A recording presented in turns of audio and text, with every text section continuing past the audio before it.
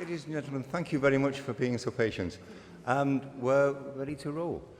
Could I start by welcoming you all to this wonderful building, this wonderful hall, and introduce Ella Ritchie, our Deputy Vice-Chancellor, who's going to welcome you to the university here tonight. Thank you very much.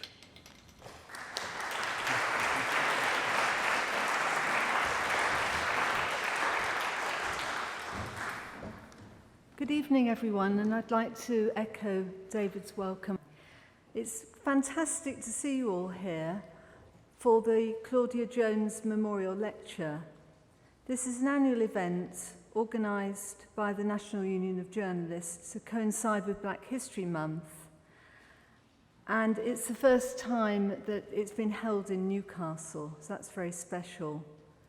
Claudia Jones, as many of you will know, is a campaigner for social justice, journalist and trade unionists. It was her who launched the Notting Hill Carnival and Britain's first black newspaper. So this event is important for a number of reasons. Firstly, most importantly and most emotionally, I suppose, the university has a special connection with Dr. Martin Luther King Jr. We were, as you will have read, the only university in the UK to have honoured Dr. King in his lifetime, 6 months before his untimely death in April '68. And the graduation ceremony, as you'll see from the footage, was in this hall. So that event remains a very special occasion in the history of the university. And we're going to show you a little bit about the ceremony and allow you to hear his speech, which thankfully somebody did actually record, which is a bit of a miracle. The second reason it's important is that at Newcastle we not only see ourselves as a great civic university, but we try to interrogate what that actually means. I mean, it's an easy thing to say, we're a civic university, what does it mean? For us, it means that we've got a sense of purpose. So we look at not just what we're good at in terms of the research that we do and the teaching that we do, but what we're good for. So we look at how we connect with the wider society. And one way we articulate this is through having a number of societal challenge themes that we look at. So we look at how our work can contribute to understanding and dealing with some of those challenges. And this year we've launched the third theme, which is the challenge of social renewal. And we feel that this is an important, not intellectual really, but thought piece contribution to that issue of social renewal. Claudia Jones and Dr. Martin Luther King, and indeed the speakers here this evening, are all people whose compassion, knowledge and leadership resonate with our aim of dealing with this societal challenge. The third important reason is that it's the first time that not the first time ever, but the first time since 1974 that the National Union of Journalists have met in Newcastle. So we've taken that opportunity, and a lot of you are here now, to pull together that with the Claudia Jones lecture.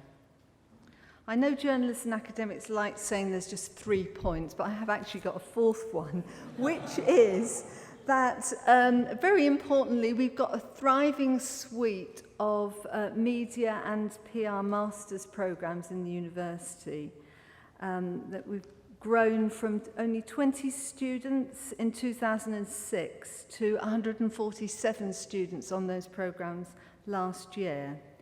And I'm pleased that a number of the students on the programs are here tonight. I'm not going to tell you in detail about them, but they're very hands-on, very linked with the industry. So if any of you want to offer us any placements or advice or anything else, we're very open to that.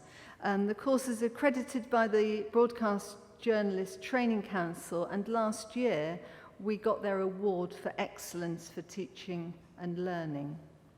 So it's a very successful set of programmes.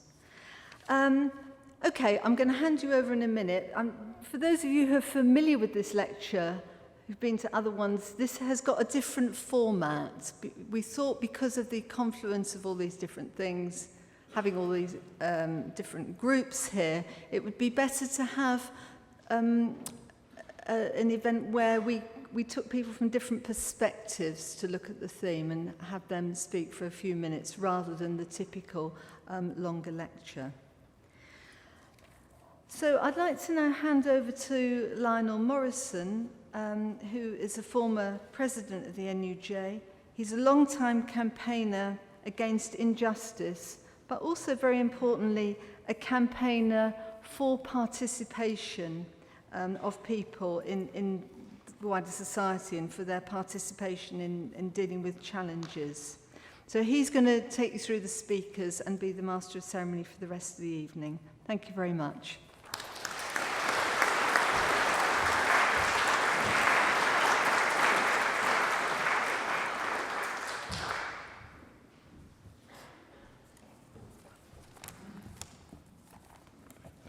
Ladies and gentlemen, colleagues, this year, the Black Members Council, that's Black Members Council of the NUJ, is co-hosting 2 Claudia Jones lectures. Now here in Newcastle, where the Delegates Conference of the NUJ is taking place, the BMC is celebrating the 45th anniversary of Dr. Martin Luther King with the theme, The Legacy of Dr. Martin Luther King. This lecture is co-hosted with Newcastle University. And then 2 weeks afterwards, in London, we will be co-hosting another Claudia Jones lecture from Paul Gilroy, Professor of English and American Literature at King's College, London, where he will be speaking on the theme, The Value of Multiculture. Now, these lectures are part of the Black History Month celebrations, lecturers, and activities, and will be the 11th Claudia Jones lecture run by the BMC. Now, the Claudia Jones Memorial Lecture was set up by the Black Members Council, and its inaugural Claudia Jones Memorial Lecture was held in 2002, and it was delivered by Professor Harry Colburn, and the theme then was having a public voice. Then the following year, it was Professor Manning Marable, Professor of History and Political Science, Columbia University in New York City, and Director of the Center for Contemporary Black History in Columbia, whose lecture, Cultural Racism in the United States Today, a rendezvous with race and history, resonated with our experiences of racism and history in this country.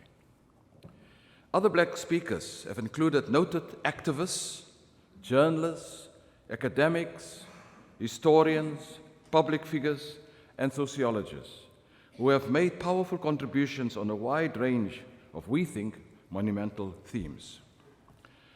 Now, the NUJ Black Members Council was created at the annual Delegates Meeting in 1990.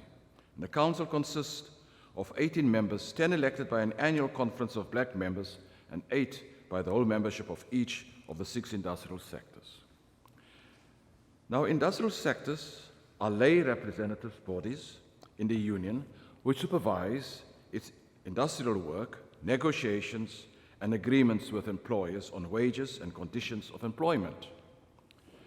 The representation on industrial councils is extremely significant because it introduced for the first time the issue of equality, whether it is of job discrimination or questions of ethical performance at the heart of negotiations with media organizations. The NUJ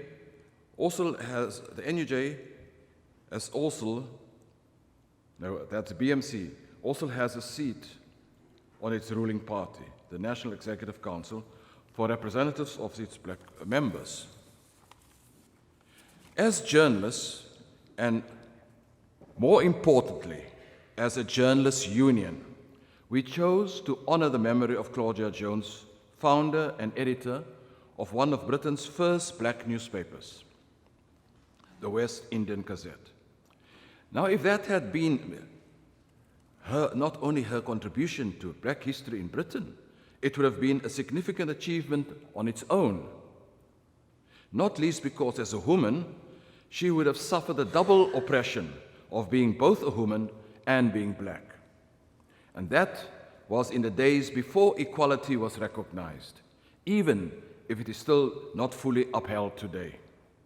But Claudia also helped to found the Notting Hill Carnival, which would become a permanent celebration of black pride and multicultural friendship.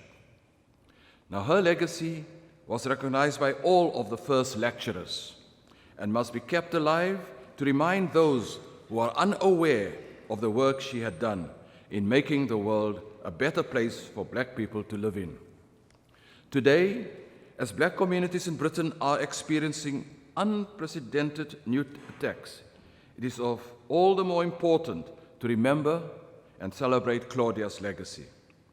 As the coalition government is now marginalizing the Commission for Equality and Human Rights and weakening the equalities legislation, some government ministers and media outlets openly blame the surge of racism on its black victims' failure to integrate.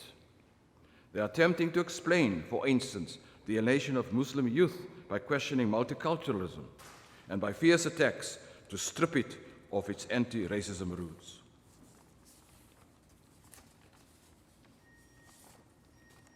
In a debate moving far to the right, many gains made through the efforts of people like Claudia Jones, and thousands of others are being ditched.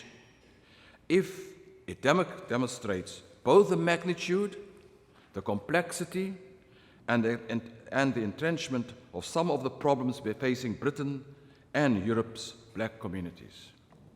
So when we began the annual series of lectures, our goal was always, and still is, to raise the level of discourse and understanding of race and related issues in the context of Black History Month.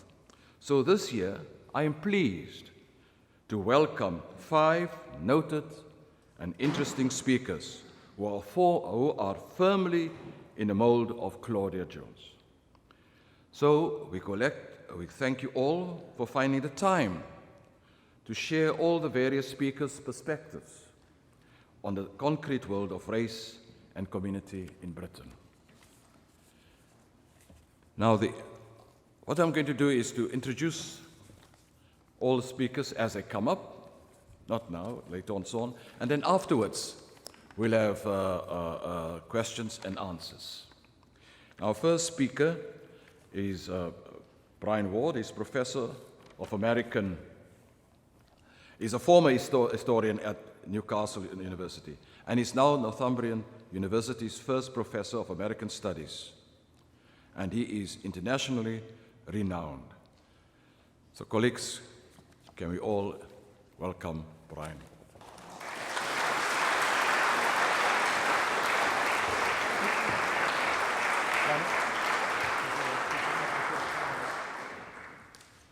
Thank you very much for the introduction and for the invitation from the Black Members Council of the NUJ and from Newcastle University to come and speak to you this evening. On the theme that I was given was to talk about the legacy of Martin Luther King Jr.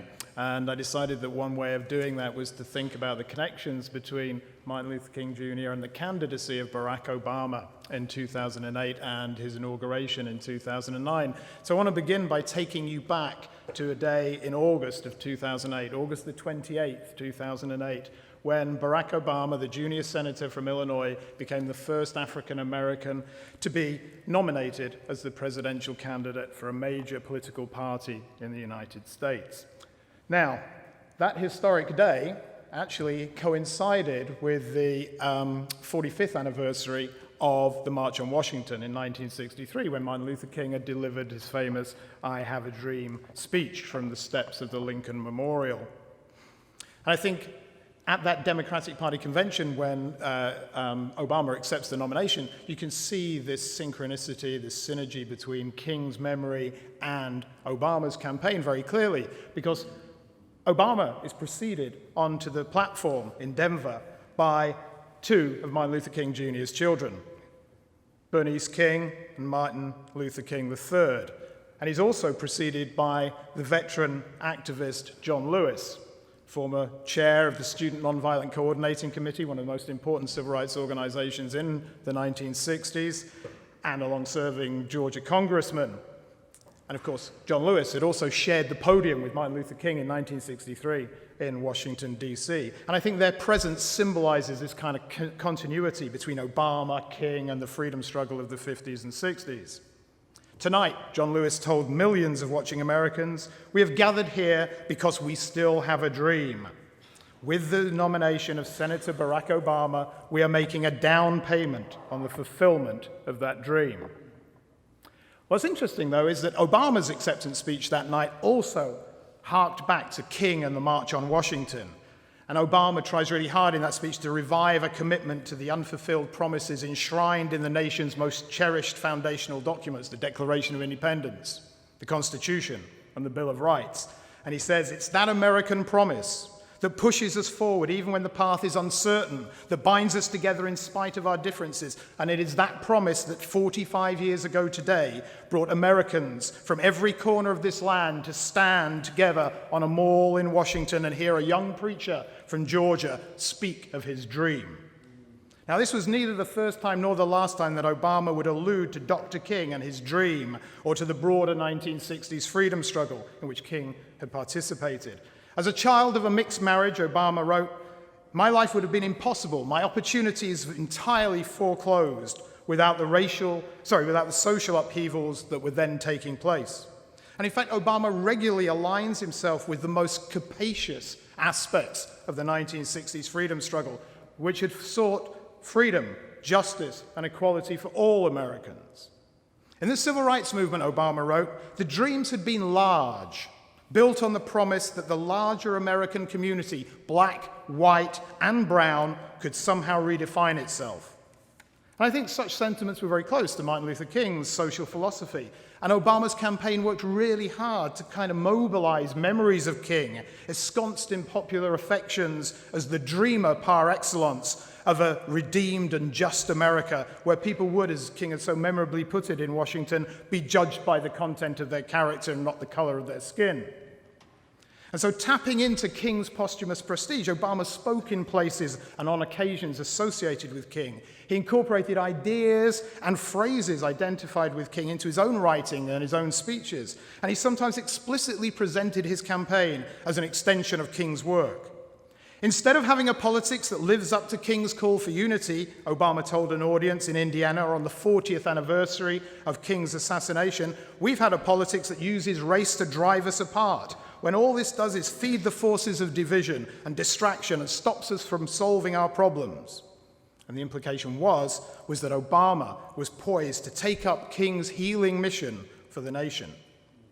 Now, as the 2008 campaign neared its climax, it seemed as though there's barely a commentator, friend or foe, young or old, black or white, scholar or pundit, cartoonist or poet, musician or politician, who could resist the urge to draw some kind of comparison or parallel or connection between these two men. And I want to give you a little flavor of some of that, just with some images here. This is Adam Zeigler's editorial cartoon for the Buffalo News in upstate New York, featuring a smiling King looking down from the Rockies as Obama accepts the nomination for the Democratic Party. On election night in 2008, people flocked into the streets of America. This is a shot taken from Auburn Avenue in Atlanta, a homemade sign held up by a young African American saying, "Martin, we made it." A day later, the Patriot News in Harrisburg, Pennsylvania, features an extract from King's I Have a Dream speech alongside Obama's victory speech. A few months later, the cover of one of the many commemorative magazines produced for the inauguration featured a small image of King in the background, pointing his finger forward towards a larger picture of Obama in the foreground. I think what you get there is a kind of visual suggestion that the president-elect is being anointed by King as the inheritor of his dream of racial reconciliation and national redemption. And on Inauguration Day itself, in January of 2009, popular sentiment and media coverage continued to interpret Obama's election as the culmination, the fruition of King's dream. Birmingham preacher-activist, the Reverend Calvin Woods, a man who was beaten and jailed for protesting alongside King in Birmingham in 1963, explained how, quote, "Countless hundreds across this nation are watching a fulfillment of the dream we sacrificed for." The mall in Washington was full of people, by no means all of them African Americans, carrying placards bearing variants on the theme of "We shall overcome" or "The dream fulfilled," or sporting buttons that featured images of Obama and King together. One enterprising young African American brought a cleverly mocked up giant photo showing King arm in arm with Obama. "I never thought this day would come," admitted Ralph Moran, again casting victory for Obama as the fulfillment of King's dream, that character and qualification would one day trump race in the pursuit of opportunity. "Everybody here is in such good humor," Moran explained, "because finally we are about to be led by an intelligent man who just happens to be black." Well, for good reason. Not everybody was convinced that the nation had reached anything resembling a post-racial promised land, or the post-racialism. Remember that phrase and how ubiquitous it was in the debates in 2008? Whether that post-racialism was a particularly worthy aspiration. And nor, in what I have to say for the rest of the talk, I want to suggest, was post-racialism actually anything Martin Luther King had been advocating in 1963 or at any other point in his career. I'll return to that in due course. Certainly, there's plenty of evidence from the campaign trail in 2008 that racism, not to mention religious bigotry, was alive and well throughout America. This placard appeared in a garden in Florida. It appeared in the garden of a registered Democratic Party voter, lest you think that these were Tea Party folks waiting to happen. Okay? As a CBS report summarized just after the election, quote, "Cross-burning, school children chanting 'Assassinate Obama,' black figures hung from nooses, racial epithets scrawled on homes and cars, incidents around the country referring to President-elect Barack Obama are dampening the post-election glow of racial progress and harmony, highlighting the stubborn racism that remains in America." And of course, there's plentiful economic evidence of continuing patterns of prejudice and discrimination in employment, in education, in housing, in the criminal justice system. Patterns of prejudice and discrimination that disproportionately afflict racial minorities in the US. But what I think is really fascinating is that these fanciful ideas about post-racialism that punctuate the 2008 campaign were just kind of so impervious to any kind of logical refutation. Notions of post-racialism simply operated at a different kind of emotional level. And I think they reflected a lot of good intentions that were misdirected and a lot of wishful thinking alongside a kind of disregard for the racial realities of contemporary American life. But most relevant about what I have to say today is I think that they also represent a misunderstanding of Martin Luther King's views on black identity politics in general and a misreading of the I Have a Dream speech in particular. Let's think about that. We all remember the soaring visionary rhetoric of the dreamy conclusion of I Have a Dream. But actually that speech as a whole was far more militant, far more angry than most commentators remember. Martin Luther King that day was speaking at the climax of a march for jobs and freedom. It's appropriate, given the connection with the NUJ, that this was a labor as well as a civil rights protest, organized to pressurize the federal government to address issues of economic inequality. And against the backdrop of rising urban unrest, growing power of Malcolm X and the Nation of Islam, the intransigence of white segregationists like Alabama Governor George Wallace, King predicted much greater racial unrest and the emergence of ever more militant strains of black protest if the government did not respond to non-violent campaigns for basic black constitutional rights and equal economic opportunities. King had come to Washington that day not to beg for government action on civil rights, certainly not simply to dream of a better, more harmonious America somewhere down the line. He came to, quote, demand the riches of freedom and the security of justice. He was angry that America had defaulted, in his word, on its promises of freedom and opportunity insofar as the citizens of color are concerned. And he was infuriated by the Kennedy administration's lethargy on the civil rights issue. King warned, the whirlwinds of revolt will continue to shake the foundations of our nation until the bright day of justice emerges. And in his inaugural address in 2009, Barack Obama echoes that bit of King, referring to the same God-given promise that all are equal, all are free, and all deserve a chance to pursue their full measure of happiness. And he duly noted that his election was a kind of measure of the distance that had been traveled by African Americans since the 1960s. And he cast that achievement as a kind of national and collective, not a black and individual triumph. This is the meaning of our liberty, said Obama, and our creed, why men and women of every race and every faith can join in celebration across this magnificent mall.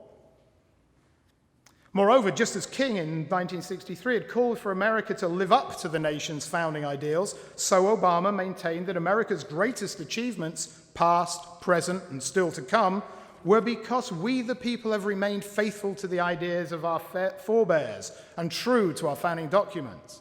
But yet, in that same inaugural, which was a rather sober and challenging rather than uplifting and celebratory speech, Obama emphasizes the sense of unfinished business, an unfulfilled promise that had animated the March on Washington speech that King gave. In reaffirming the greatness of our nation, said Obama, we understand that greatness is never a given, it must be earned.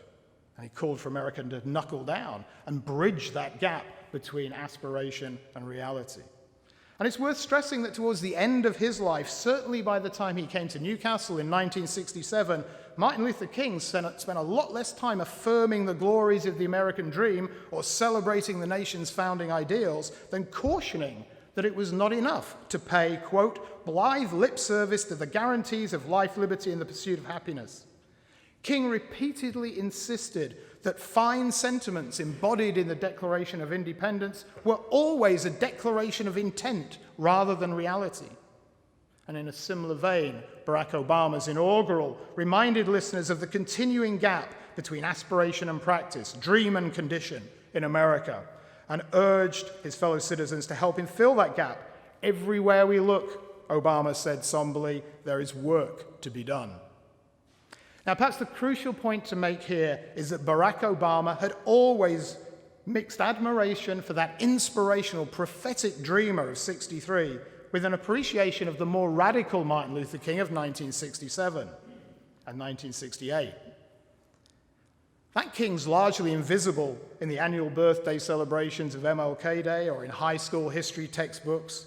But he's a man for whom racial justice was just one aspect of a much wider, even more daunting struggle against economic exploitation and US imperialism, as manifested most obviously in his time in the Vietnam War. By 1967, Martin Luther King thought of himself, at least in private, as a kind of democratic socialist who was grappling with how to understand, expose, and correct deep structural impediments to black progress, the kind of things that persisted even after the hard-fought victories for civil rights and voting rights had been won. But King was also an avowed internationalist, seeing poverty, militarism, and racism as interlocking global impediments to the creation of a more harmonious, just, and equitable world. And that is the Martin Luther King who came to Newcastle in 1967 to accept his honorary doctorate. He was a man personally exhausted by more than a decade of highly dangerous work at the forefront of the civil rights struggle, who was grappling with these ever more intractable problems of peace and social justice and becoming ever more vocal about what he saw as fundamental deficiencies in the American social and economic system. And that shift in emphasis came at an enormous cost to King personally and in terms of his political capital. And I think that's one of the reasons why he even bothered to accept the university's invitation to accept the degree. He spent barely 8 hours in Newcastle, flying across the Atlantic, returning within 24 hours. He didn't really even know where Newcastle was, to be honest. There's a correspondence between his office and the university where it says, when we fly into London, can we walk there? Should we get a taxi? And they end up coming up on the overnight train, and they spend this sort of marvelous 8 hours in Newcastle. And I think that was really important to him at this time in his life when he was under so much pressure at home. I want to say a little bit about that because, we have this notion of king of being in control in so many ways. And then posthumously, the way in which he is created and turned into sort of an all-American dreamer icon. But that last 18 months of his life, it's important to recognize just how much vitriol he endured from Middle America.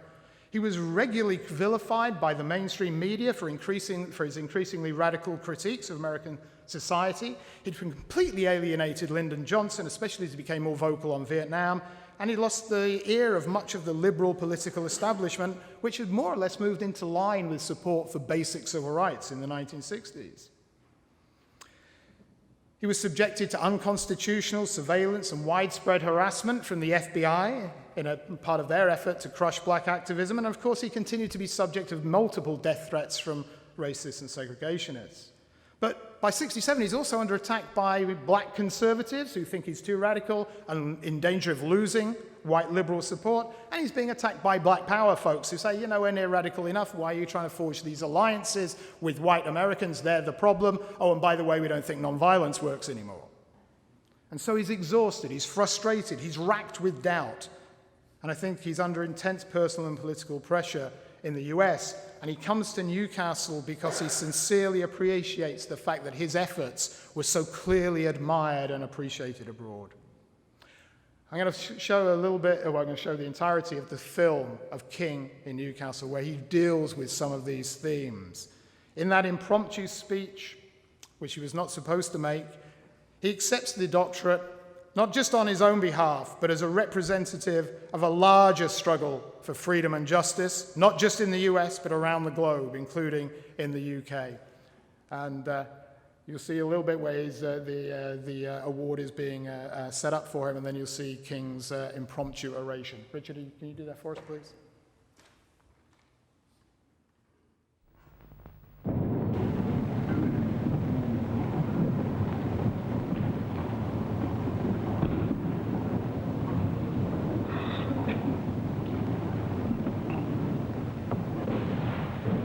This congregation is held for the purpose of conferring honorary degrees.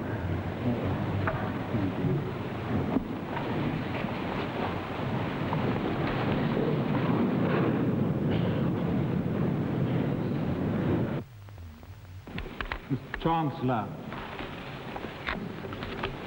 I do not suppose that many of us, shopping with an 8-year-old son, have been required to sit in a particular part of a shoe shop because of the color of our skin. Nor do I imagine that our wives have often had to explain to distraught children that Daddy went to jail to help other people. Never before has this university, or its parent university at Durham, honored an American Negro, and it is all the more fitting, therefore, that we should meet today to recognize the creative achievement of one whose contribution to furthering the brotherhood and dignity of man are amongst the most significant in the modern world.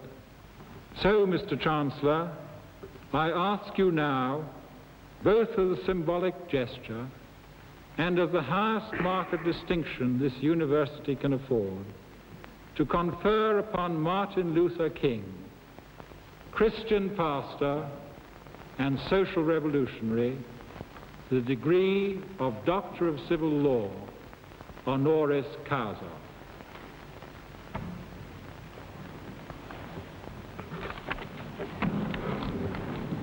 As the authority of this university, I confer upon you the degree of Doctor of Civil Law, honoris causa.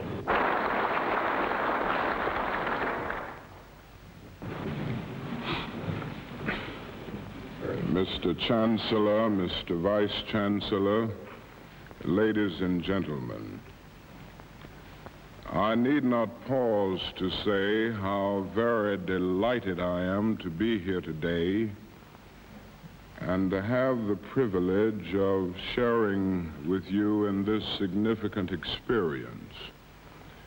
Words are certainly inadequate for me to express my deep and genuine appreciation to the University of Newcastle for honoring me today in such a significant way.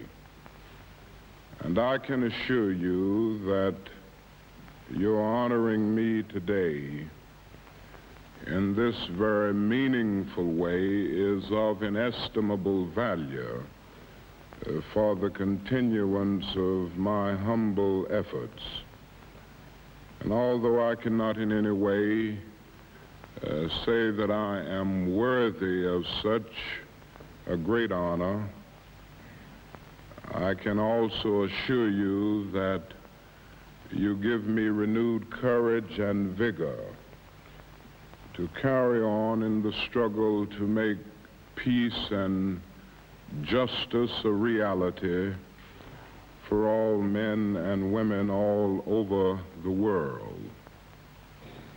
In honoring me today, you not only honor me, but you honor the hundreds and thousands of people with whom I have worked and with whom I have been associated in the struggle for racial justice.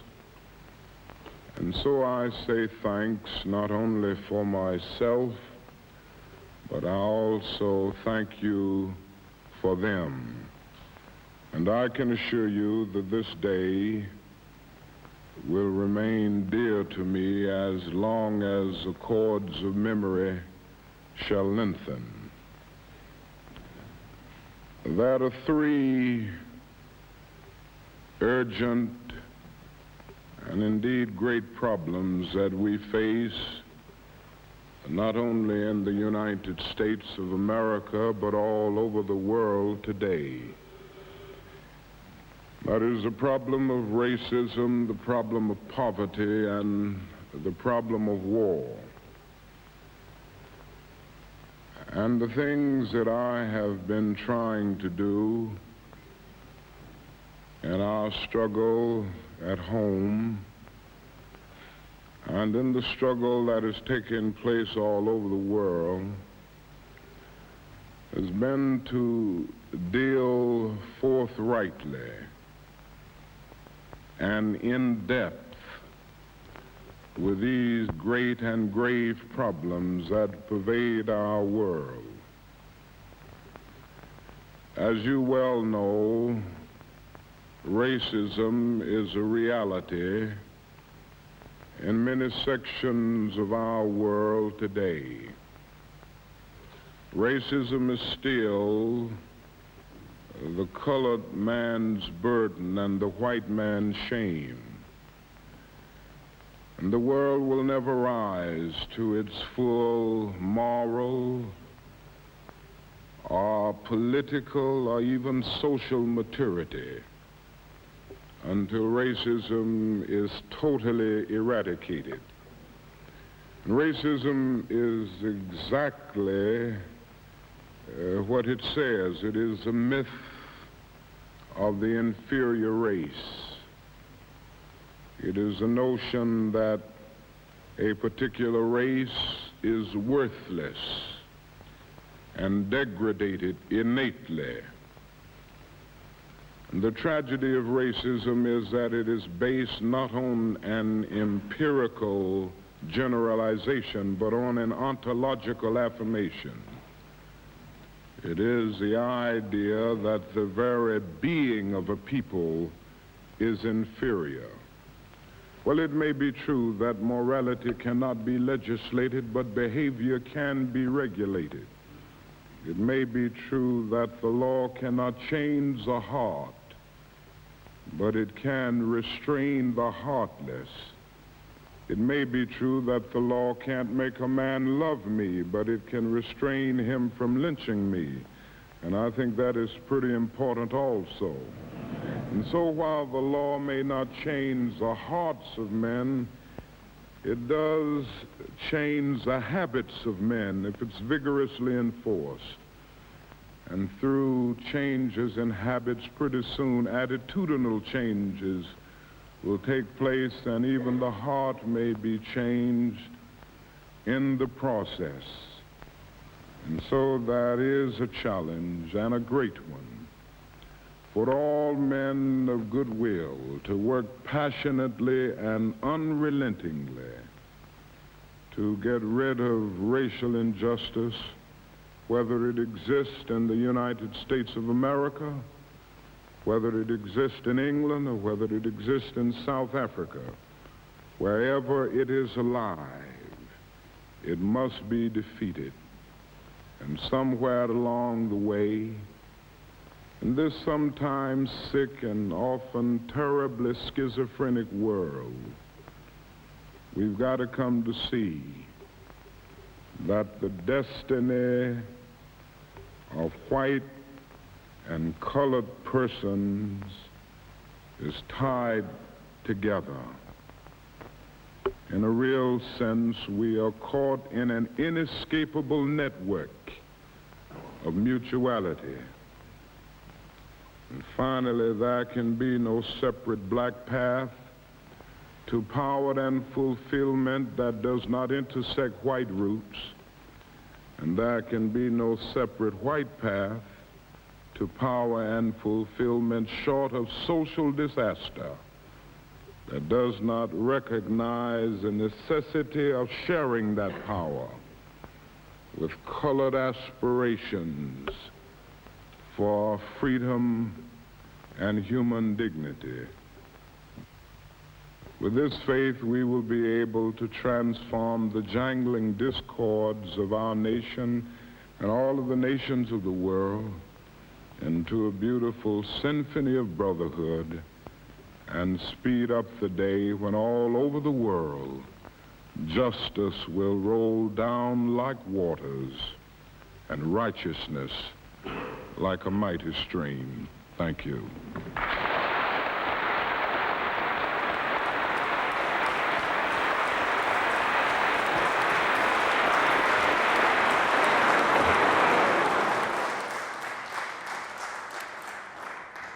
I think it's fair to say it's a little bit daunting to continue speaking after that. So I want to kind of conclude with just a couple of very simple points which served to bridge King in Newcastle in 1967 to Obama on the campaign trail and eventually entering the White House in 2009. King's speech in Newcastle that you've just listened to, I think, captures a man attempting to balance quite a dizzying array of racial, national, global identities, loyalties, and agendas in ways that strike me quite similar to the way that someone like Barack Obama on the campaign trail has to juggle so many different competing agendas in order to get elected. In his bid for the presidency, Obama and his supporters and those sympathetic to his candidacy in the media repeatedly invoked Dr. King in his most famous speech, the I Have a Dream speech, and what it has come to represent in American popular consciousness and imagination as the ultimate expression of an America where, to paraphrase much of the coverage of the 2008 campaign, race no longer mattered. Race is history, screamed one particularly euphoric but not untypical headline in the Beaumont Enterprise newspaper in Texas the day after Obama's triumph.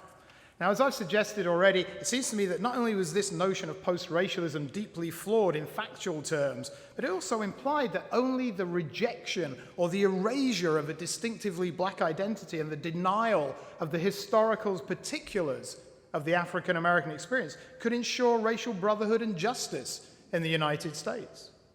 I don't like that term, complained philosopher and public intellectual Cornel West during the primary season. You work through race. You don't deny race. You see, if I love you, I don't need to eliminate your whiteness. If you love me, you don't need to eliminate my blackness. You embrace humanity. And I think King's views were much closer to West here than to those who try to make it some kind of touchstone of a spurious notion of post-racialism. Yes, of course we can be inspired by the prophetic vision of interracial brotherhood at the end of the I Have a Dream speech, but there's little to suggest that a world somehow miraculously moved beyond race was really what King ever had in mind.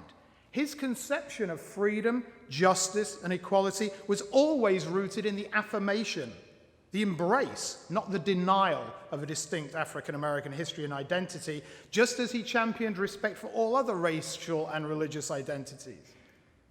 Go back to the Montgomery bus boycott, which brought him to prominence in 55 and 56, and King spoke of a revolutionary change in the Negro's evaluation of himself and of his destiny at the heart of that protest. And at the end of his life, amid all his reservations about some of the tactics, some of the language, some of the goals of Black Power, King believed that it expressed a, quote, legitimate and necessary concern for group unity and Black identity. In other words, he fully recognized the uniqueness of the historical experiences in which Black culture and Black identity had been forged, but he found that racial consciousness, that Black pride, perfectly compatible with an unconditional commitment to universal human brotherhood and a common struggle for respect, peace, and justice. Now, the second concluding point I want to make is to reiterate that King's visit to Newcastle shows how he'd come to think of himself not just as a champion of African-American rights, but as someone working for human rights, for the deliverance from ignorance, from want, and from fear of all the oppressed and marginalized and disadvantaged in America and around the world. King's last major initiative that he was working on when he came to Newcastle was called the Poor People's Campaign. It wasn't called the Poor Black People's Campaign. It was an effort to bring the poor and dispossessed of all races to Washington, again to demand, quote, that the government address itself to the problem of poverty. So there's a kind of attempt to move beyond sectarian racial issues without ever denying the particular issues faced by people of color. I think that's part of King's efforts to confront deep systematic economic inequalities, to urge federal government to take seriously its obligations to protect all its citizens from the collateral damage that's caused by unregulated free capitalism, free market capitalism, and to see ever more clearly, as he explained in that Newcastle speech, that Black and white destinies were inextricably bound together. And I think that vision influenced Obama. In his April the 4th, 2008 speech on the anniversary of King's death, Obama pointedly reminded his listeners that King was in Memphis to support a union strike by fearfully abused sanitation workers in Memphis. That fight, said Obama, constituted a struggle for economic justice, for the opportunity that should be available to peoples of all races and all walks of life. Because Dr. King, said Obama, understood that the struggle for economic justice and the struggle for racial justice were really one. So long as opportunity was being open to some, but not to all, the dream that he spoke of would remain out of reach. The struggle for economic justice remains an unfinished part of Dr. King's legacy, said Obama. And of course, those sentiments were true in 1967, they were true in 2009, and I think they remain equally true on both sides of the Atlantic and beyond in 2012. Thank you very much.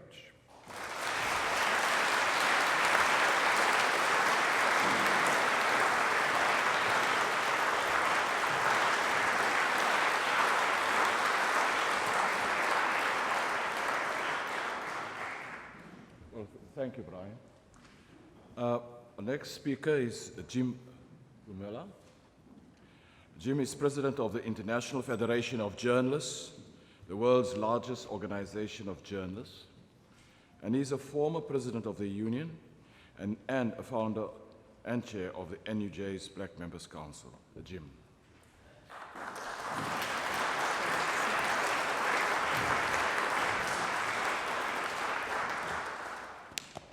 Good evening. Thank you, Chair, and thank all of you for inviting me tonight. And it is clear from what many of us know and from what has been said tonight by Brian Ward about Martin Luther King that his vision and his advocacy has many facets and interwoven themes. And he was not just about love and peace, but also about social justice. And this has always meant a lot to us as journalists who have been dealing every day with issues of race and diversity. So as trade unionists, we recognize in the legacy of Martin Luther King not just the antiseptic version that has now become part of US official culture, but what is relevant to us, his insistence that his dream of a just society required a radical redistribution of economic and political power. And if you allow me, I will read from his famous speech of May 1967, the section that is most relevant to us.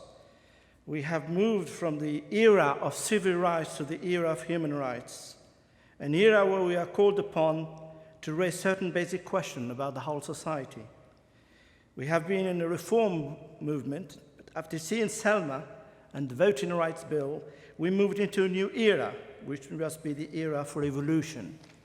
We must recognize that we cannot solve our problem now until there is a radical redistribution of economic and political power. This means a revolution of values and other things.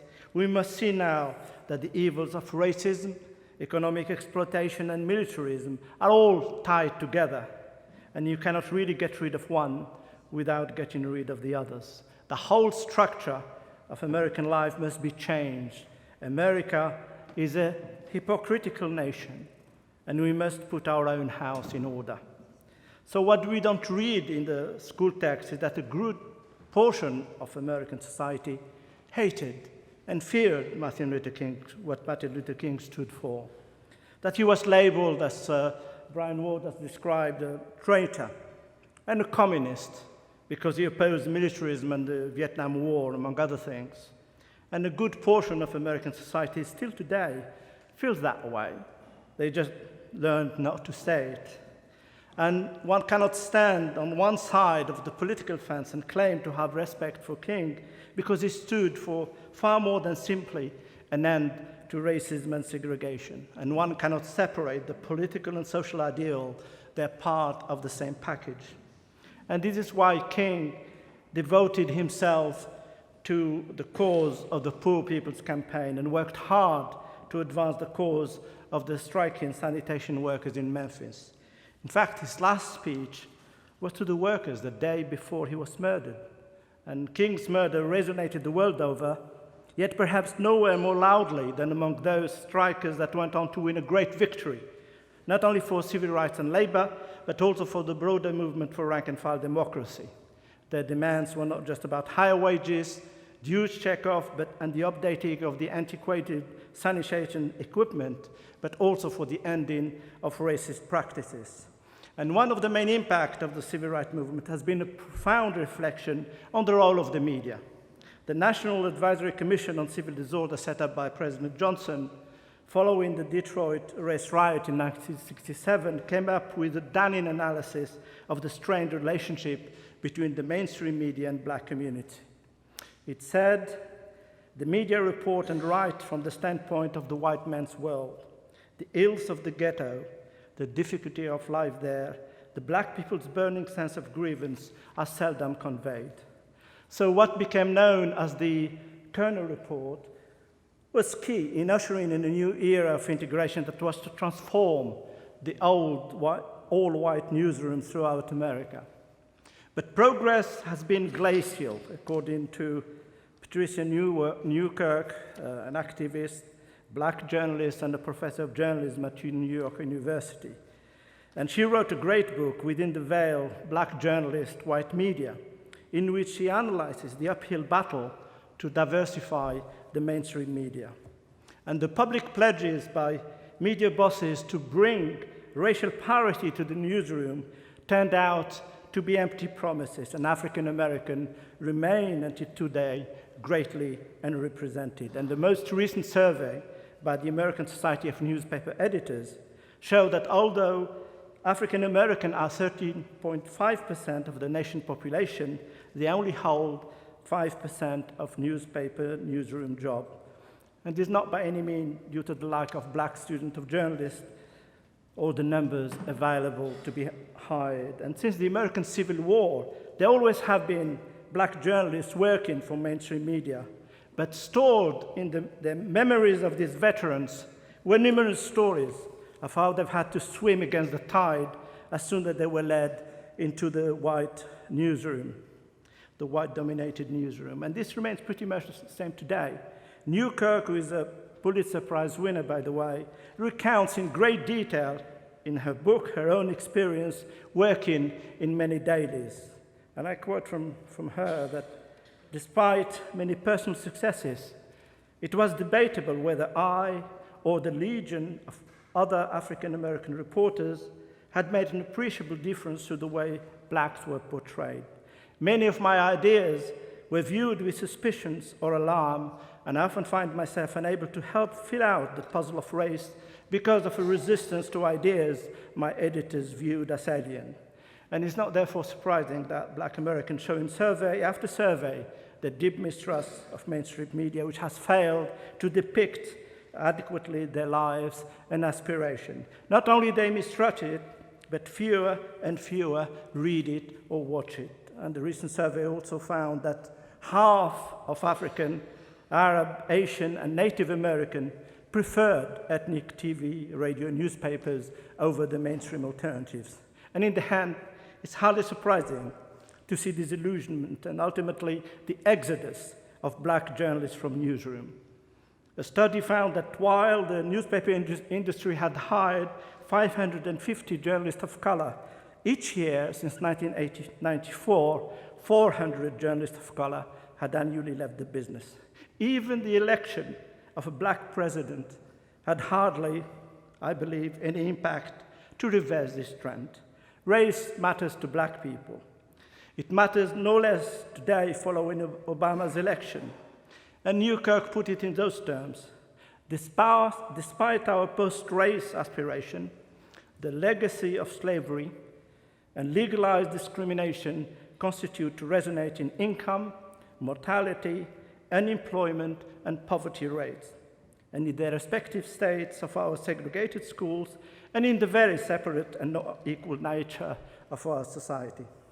And looking at US journalism today, in tumultuous crisis, she says, for American journalism to survive or thrive, it will have to be more inclusive than it has been in the past. And a sustainable journalism must heed census projection, indicating roughly that half of the US population will be non-white by 2050. But as equal opportunity policy became more and more distant, this goal seems to be slipping further and further away. And it is true that the civil rights movements tore down segregation by law, but segregation by income has gotten worse.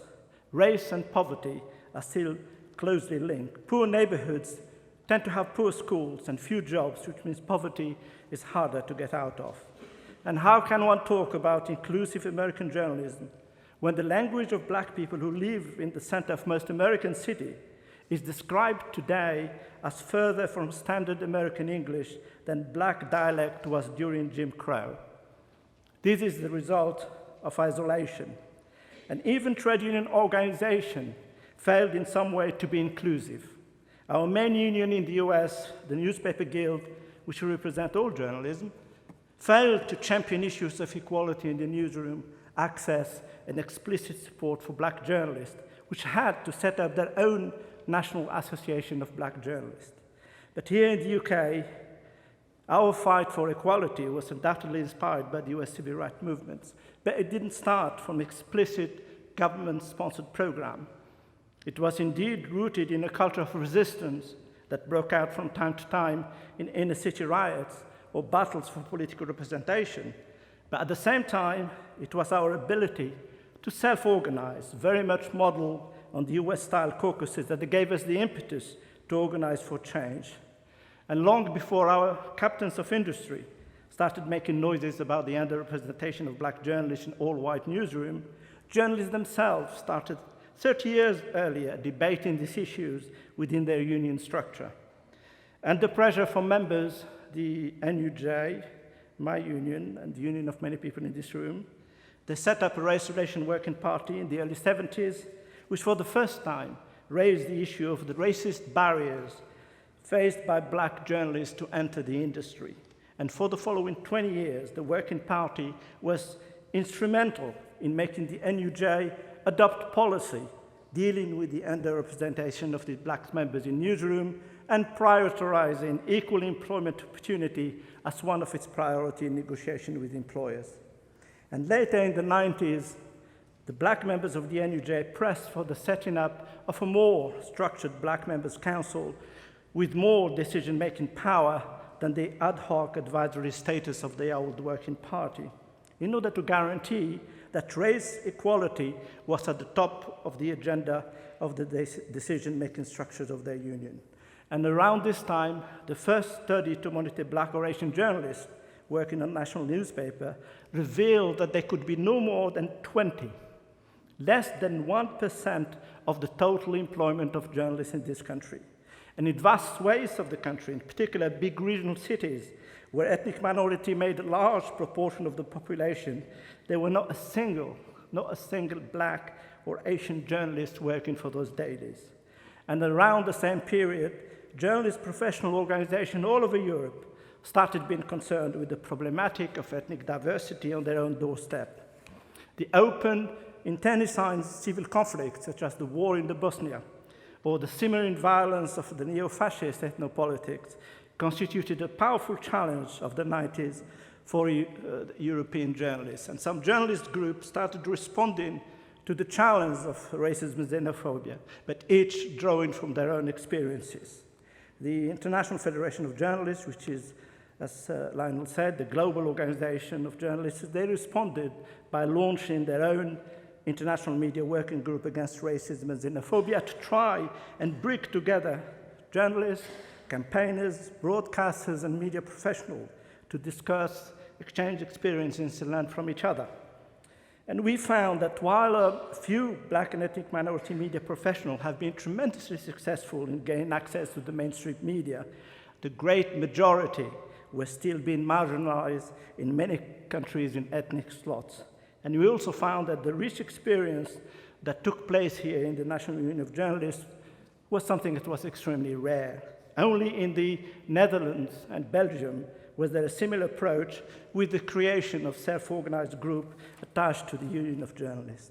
And elsewhere in Northern and Central Europe, journalist union tended to be more colorblind and most relying on integration as the one-size-fits-all process through which different races and culture will converge.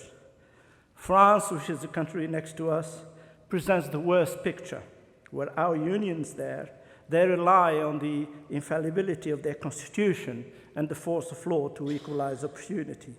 But on the whole, all this strategy on media set in motion 20 years ago have resulted in useful legislation at the level of the European Union, setting up the foundation of values in respect of minority rights, social pluralism, and inclusion.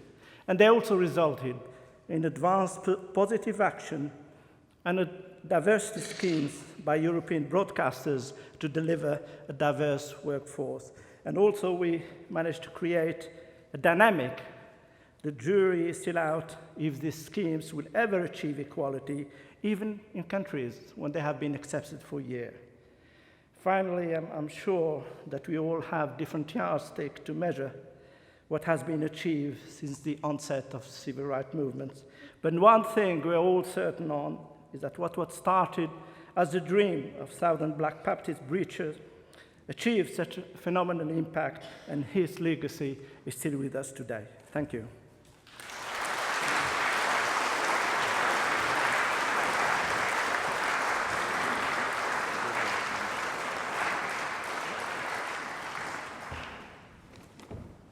Well, thank you, Jim. Colleagues, our next speaker is Onwurah. She is MP for Newcastle Central, and she's one of the few handful of MPs of color in Parliament. And she has campaigned long and hard against social injustice, and she's Shadow Minister for the Department of Business Innovation and Skills, and was Head of Technology at Ofcom.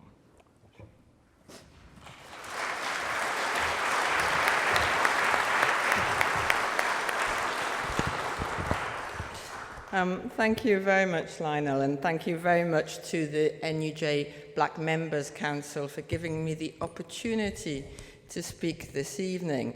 I mean, it really is a huge pleasure and privilege to be here tonight. It is, of course, always good to be in Newcastle University, one of the country's great universities, and also conveniently my father's alma mater. I should say, for the avoidance of doubt, that my mother went to the university that became Northumbria.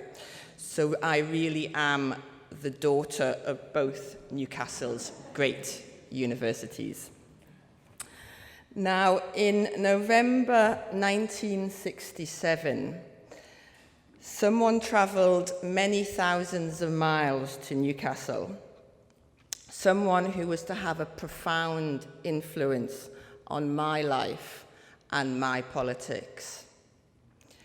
My mother.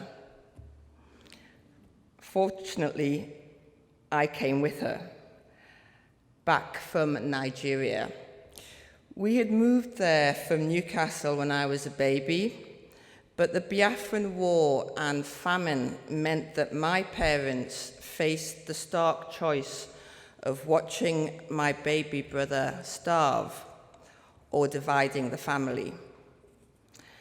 And I don't know, but I do hope that when she returned to Newcastle with 3 small brown children, she knew that her husband's university and her city were honouring both the fight for civil rights in America and the courageous man who was leading that fight with the doctrine of non-violence.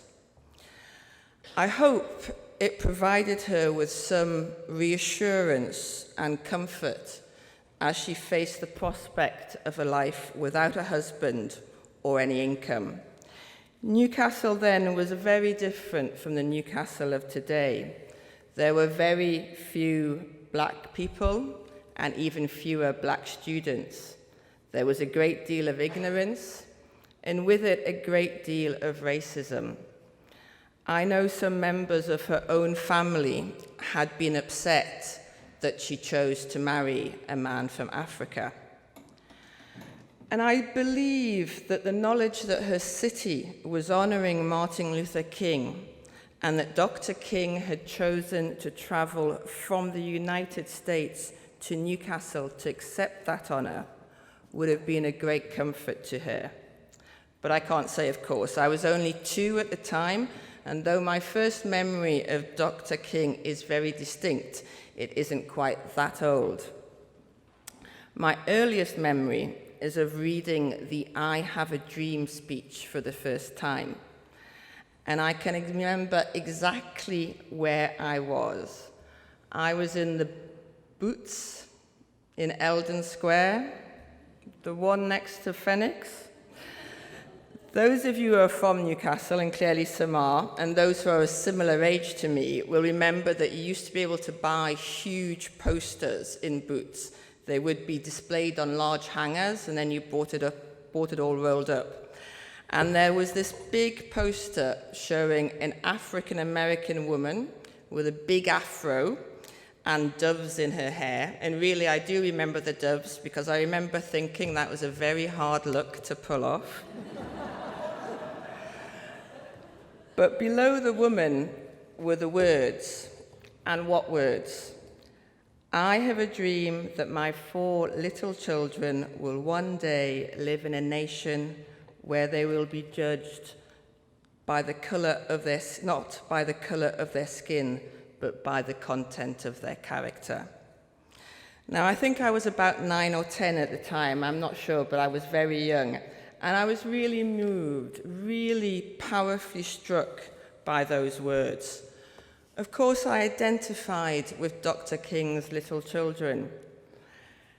And I hoped his words would come true not only for them, but for me. You have to remember that this was a time when there only seemed to be 3 black role models: Dr. King, Michael Jackson, and Idi Amin.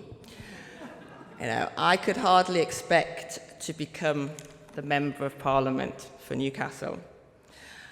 But over the years, I learnt of others struggling in the fight for equality. I became a great admirer of Gandhi, who preached non-violence, Malcolm X, who did not, and Nelson Mandela, who neither rejected violence nor claimed it to be the only way. Indeed, for many years, my political activism was focused on the anti-apartheid movement, and eventually I was elected to their national executive. And there, I met many of the leaders of the ANC and the trade union movement in exile. And they often said to me that to see so many people so far away in cities and towns, great and small, across the world, marching, fundraising, or just speaking out in support of a free South Africa. They said to me that that gave them a source of strength to continue when all the odds seemed against them and the road to freedom so very, very long. And King himself said here in Newcastle, "I can assure you that your honoring me today in this very meaningful way is of inestimable value for the continuance of my humble efforts."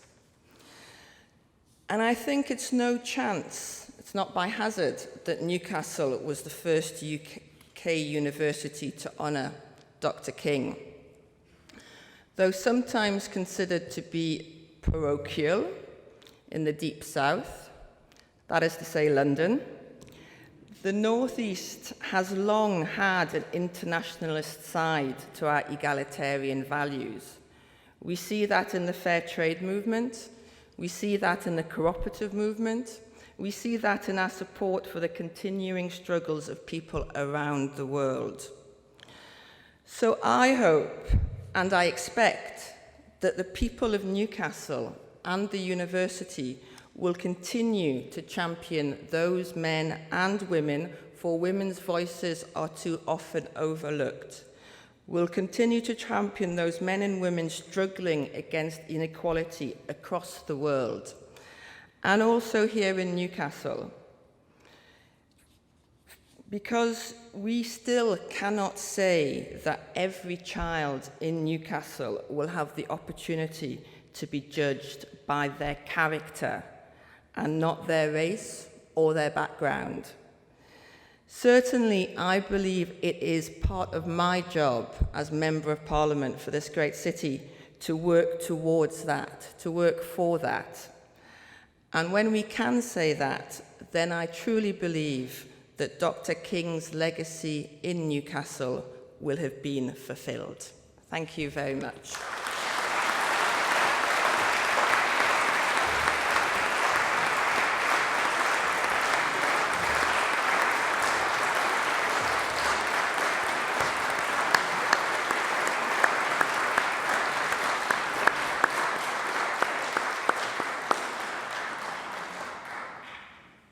Thank you, Chief. Thank you. Our next speaker is Dr. Gerald Durley. Now, he's one of the first generation of civil rights leaders, and he worked alongside Dr. King, Andrew Young, and many other leaders.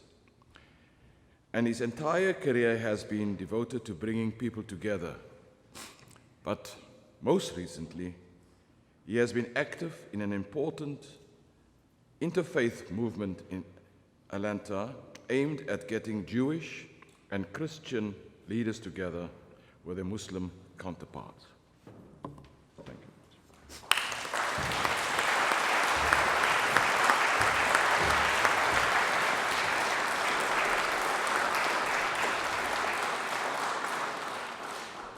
Good evening.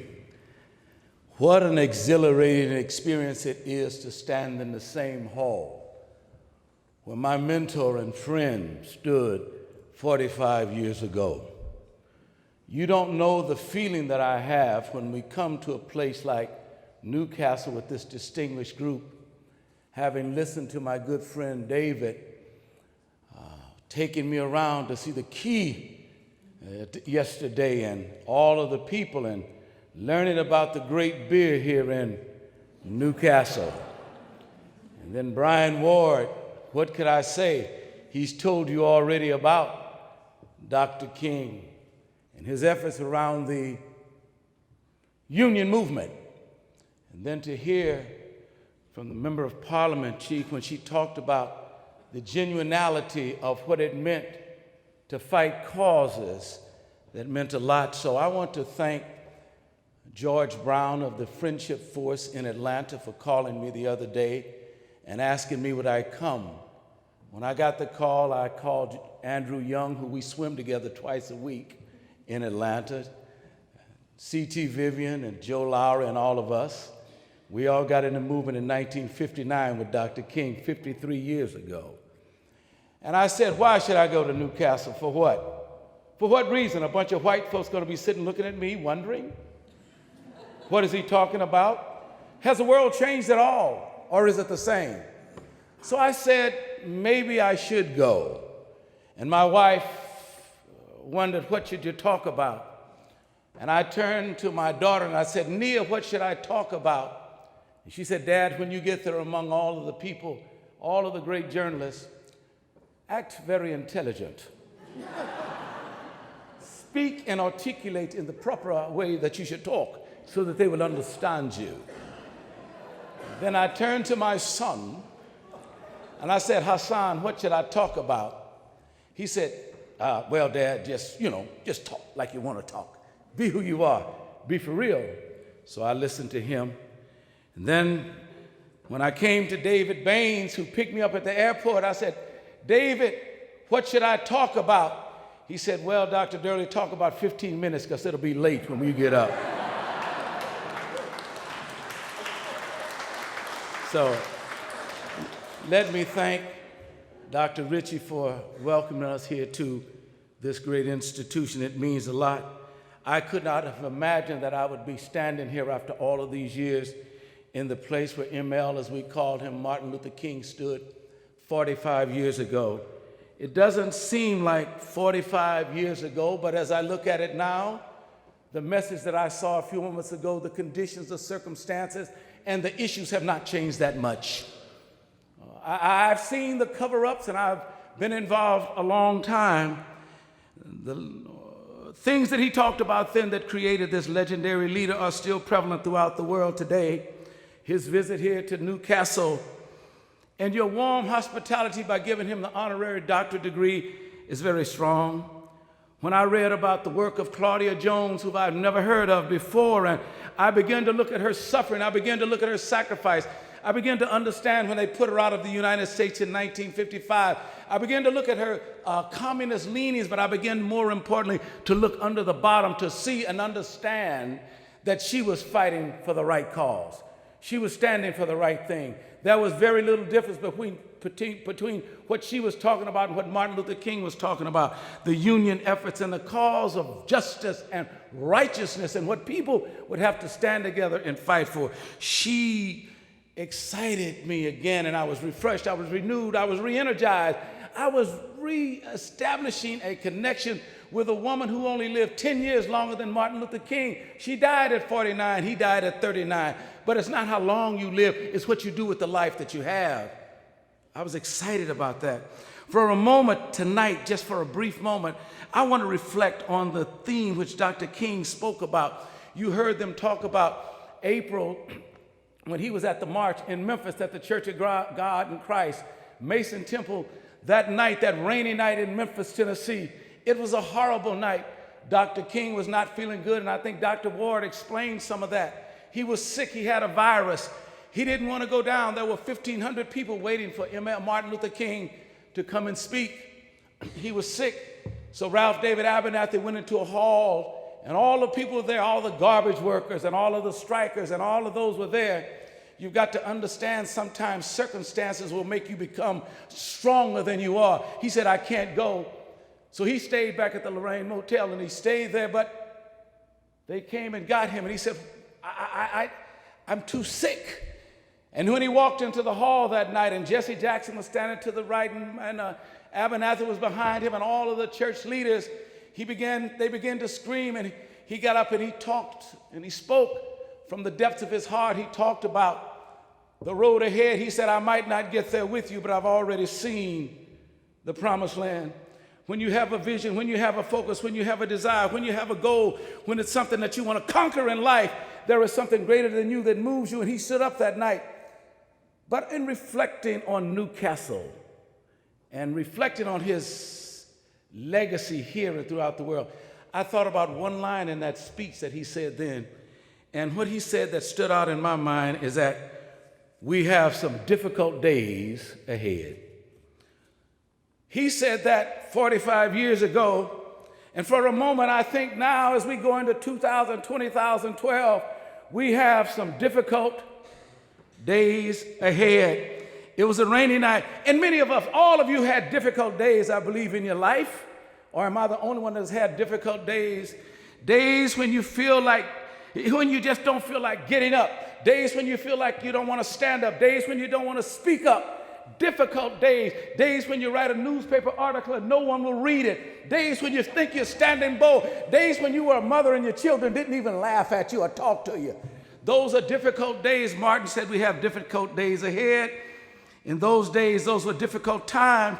Some days you get up and it seems like everything around you is drowning. No sensitivity, little compassion, nothing.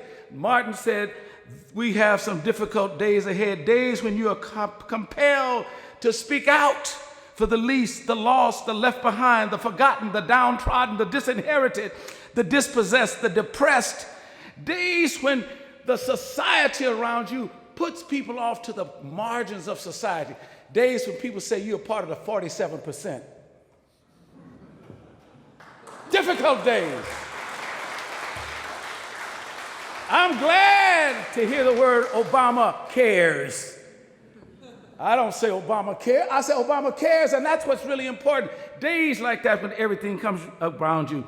These were the things that gave Martin Luther King the ability to stand boldly and say, we have some difficult days ahead.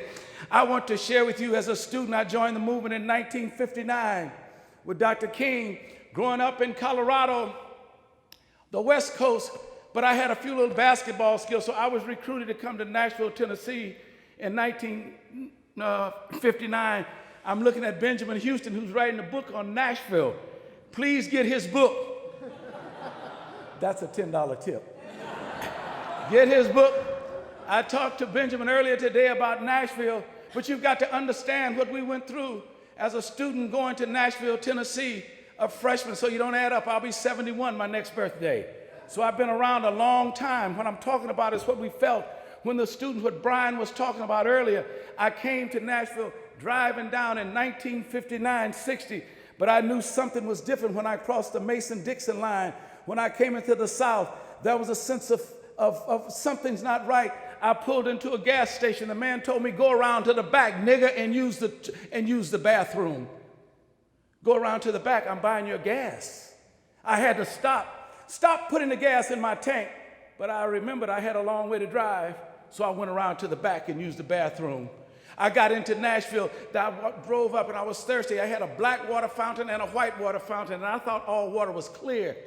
But it was clear to me that there was a distinction as we went there. And I said, this is horrible. The dirty waiting rooms. Here I was coming from California and Colorado, 18 years old in 1959, walking up there and looking at this and listening to this, the guts down inside of what must have gone on in my life. And I said, this can't be. So I went downtown that day to pick up a cap. The basketball coach told me, don't go downtown Nashville. Don't you know it's tough down there? What do you mean tough? What do you mean rough? But I went downtown to a store that Benjamin knows about, and I picked up a cap, and I put it on my head, but it was too small. So I took it off and put it down, and a lady came up to me, a little white lady came up and said, that will be $6.50. I said, ma'am, the hat is too small. She looked at me and smiled and said, that will be $6.50. I said, ma'am, the hat is too small. That will be $6.50. I thought she was hard of hearing. In 1960, you don't stand up if you're a black man 6'5" over a 5'2" white woman in the South. And I said, ma'am, And all of these people came around. What are you screaming at her about? I said, where's the manager? The manager came. When the manager came, he said, what's the problem? He looked at me and he asked the question, what's the problem? I said, this lady wants me to buy a hat that's too small. He said, you can't make him buy a hat that's too small. I smiled and he looked at me. He said, how do you know the hat's too small? I said, well, when I tried it on, it didn't fit. He looked at me and took the hat, slapped me across my face and said, nigga, let me tell you something. Who is going to buy a hat that's been on your black woolly head? They slapped me, took the money out of my pocket and threw me out the door. I stood there and I began to walk back across Nashville, back past Meharry and the other schools and other places. I'm talking about what begins to get down inside of you on the difficult days ahead and why you stay in there with the tenacity, the determination to make the world a better place. What kept Martin Luther going was not that he was a dreamer, not that he was a visionary. He was a Baptist preacher who was a father, who was a husband, who was a leader, who believed in a cause, and the cause was the righteousness to make the world better for everybody else. Not some lofty guy floating around in the world.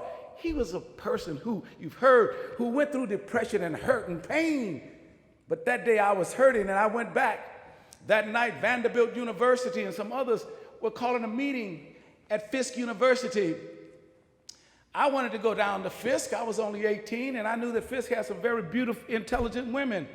And I wanted to see the beauty. I went down to Fisk. There was tall intelligence, short intelligence, all kind of intelligence there, David. And I said, this is beautiful. My roommate was 6'9", the other was 6'8". And while we're surveying the landscape, 1960, Nashville, Tennessee, having been kicked out of a store, angry with anything that was white. But I was in school. I was a freshman. And the back door opened and we're standing there like this. Oh, no, here come some old guys in here. Oh, what are they going to talk? One old guy, he was 28 years old, Andrew Young. The other was Hosea Williams. The other was Julian Bond.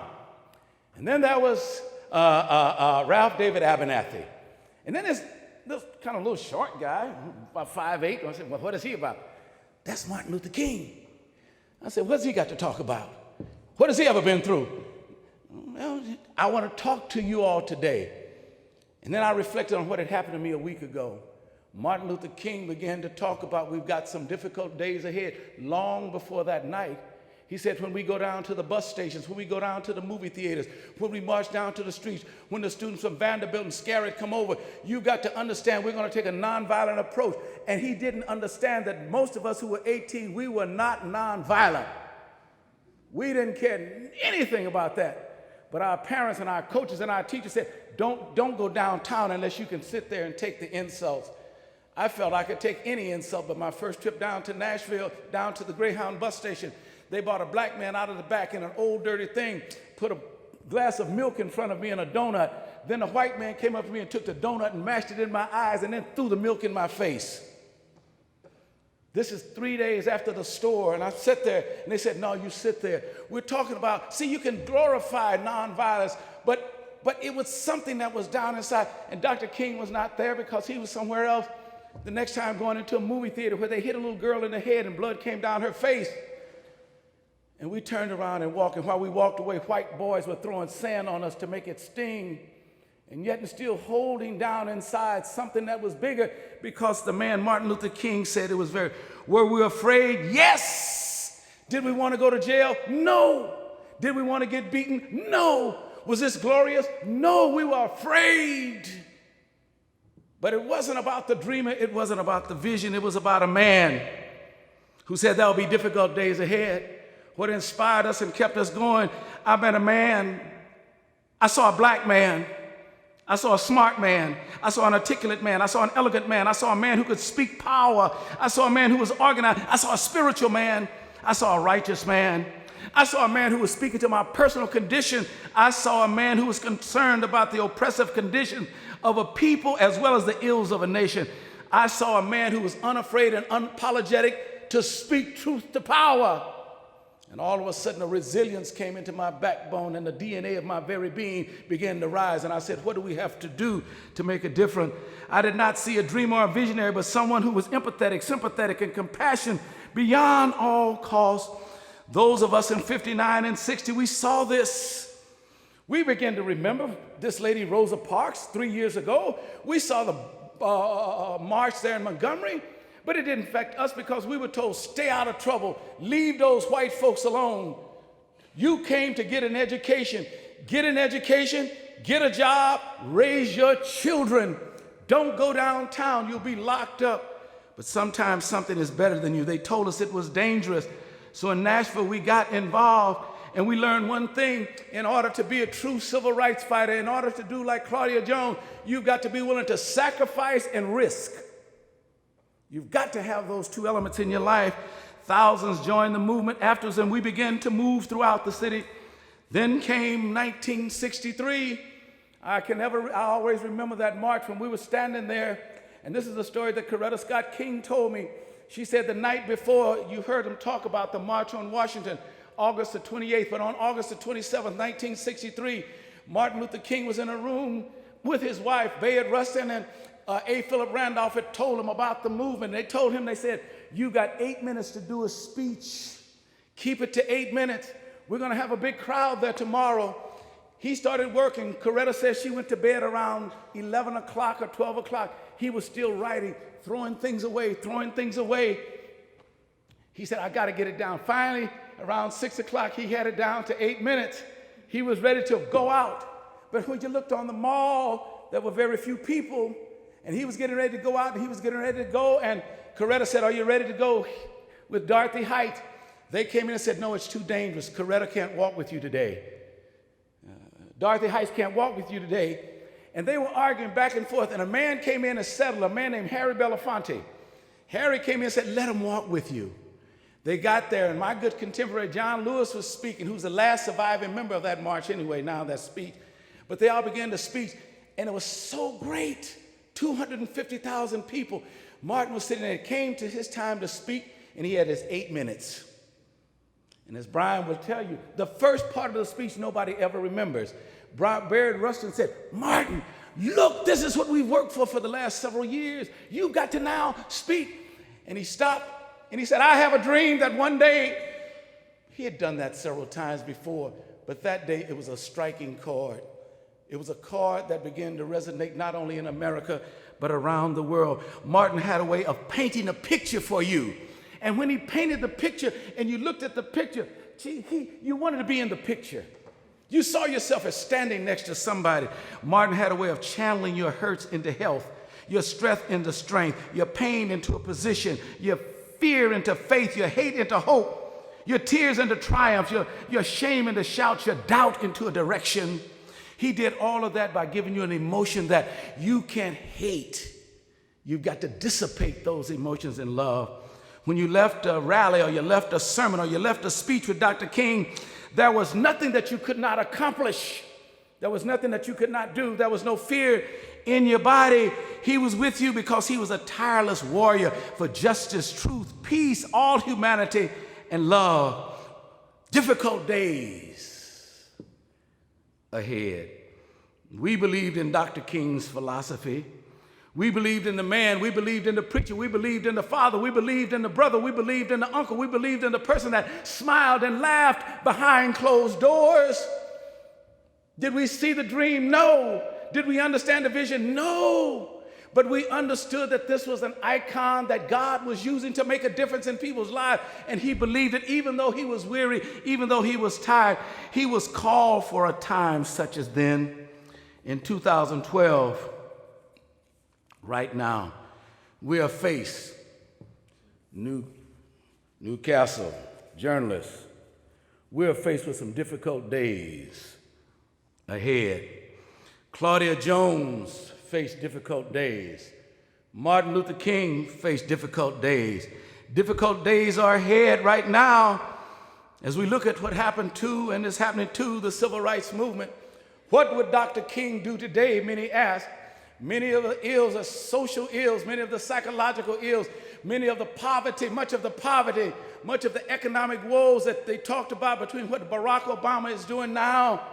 And Barack is under the same kind of siege. I was with him, I traveled with him before he was elected president. And the kinds of things that are coming up, the deep-seated racist, conservative actions that mitigate what Dr. King was talking about. We have some difficult days ahead. We had to learn about, when we were there, how to tolerate much of the things that were going on. When he started the challenge right here, he talked about the economic system. He talked about unemployment. He talked about low wages. He talked about the greed. He talked about unfair, unequal education. He talked about when we fought for affirmative action in America. They took it and twisted around. Affirmative action was already approved under Johnson, but they took the word all affirmative action was saying was, we affirm the actions that have already been approved. That's the word, but it was not about black folks trying to take over white people. No, we never fought for equality. We fought for parity, meaning the opportunity, because we'll all be unequal at some point or another. I can never do what Michael Jordan does. We're unequal. But give me the chance to get on the court. You see, it was parity that we constantly talked about. If he were alive today, he would look at the economic system. He would look at the healthcare system. He would look at the redistribution of wealth. He would speak about the immigration laws that are so draconian, that are holding people back in a nation that was founded with immigrants. Martin would speak out against any war. He would speak out now about the environmental conditions. He would try to put the black fathers back in the family and the home as it destroyed. I believe at 83 years of age, Dr. King would still be the voice in the black community, in the consciousness of America. It's interesting that in 2012, Claudia Jones, she lived and she fought.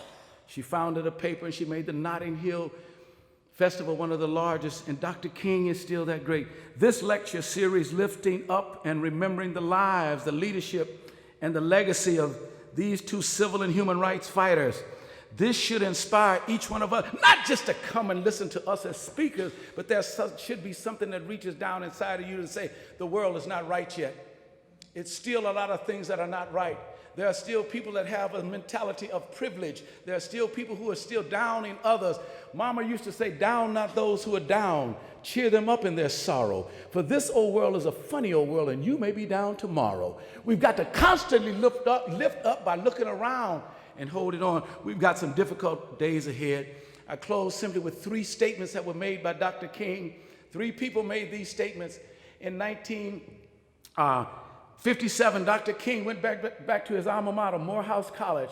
The president was Dr. Benjamin Elijah Mays, and Dr. Mays brought Martin up to the podium when he gave him the degree. And this is what he said. I think these 3 things summarize who the man we honor tonight. Dr. Mays said, Martin Luther King, you are mature beyond your years, wiser than many people at 28, more wise than many people who are 60. You are living your faith, not practicing what others are merely preaching. Dr. King was mature. He had a deep faith. He was fit. He was faithful. And because of that, the symphony of words and deeds and actions and leadership has very seldom been paralleled. And now in 2012, whether you're friend or foe, hated or hater, bond or free, male or female, black or white, believer or non-believer, reasonable thinker or raw racist, all reach for the words of Dr. King when he said, reach over and touch your neighbor. Don't condemn them. Even when he was in his greatest of pain, even when he was filled with doubt, even when moments when, as it's been stated, those of us who were the Young Turks were questioning Whitney Young and questioning Roy Ennis and questioning the others, he was still the glue that held it all together. Dr. Mays said, you are mature beyond your years. In 1963, as he stood at the monument there in Washington, A. Philip Randolph, one of the organizers of the march, had the shortest introduction of Dr. King ever before. Here's what he said. Ladies and gentlemen, I present the moral leader of the nation. Thank you. That's all he said. That's all he said. No one in the history has ever been called the moral leader. And the third person, I'll be through, Lionel. The third person was, you learn to do that when you're a Baptist preacher, when the deacon stands up. I was patient with everybody else. In 1968, a large group of rabbis, Rabbi Abraham Herschel, called Dr. King this, and this summarizes him: a voice, a vision, and a way. Dr. King is the voice, he has the vision, and he has the way. As we leave the Claudia Jones lecture series, as I come here and stand here in such a humble manner, all of the fights that we continue on, I will take this back to Bernice, his daughter, to Andy and all, what it meant to be in the same place 45 years later, while there's still essence. As I looked at the walls, as I look at you, as I looked at what's going on, not only in America, but in Greece and other parts, the international world that we live in, where we cannot call every Muslim a militant. We've got to appreciate the differences, and that's what Dr. King continues to do for those of us who met him 52 years ago. He is still a visionary leader who had his feet on the ground, who believed in everything that you and I believe in. Stay strong. Don't give up. Keep your eyes on the prize. Stay focused. When days of doubt come into your life, remember this: we have some difficult days ahead, but we will succeed. Thank you. Stay strong. Don't ever quit. Don't ever turn around. Don't ever give up. Don't ever turn back, but keep marching to the goal and the prize of justice, equality, and fairness for all.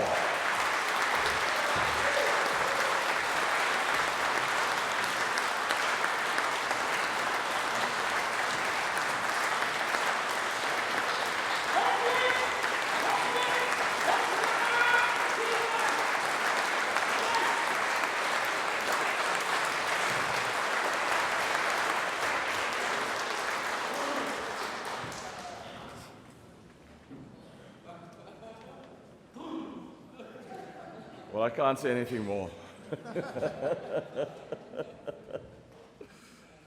Well, a bit of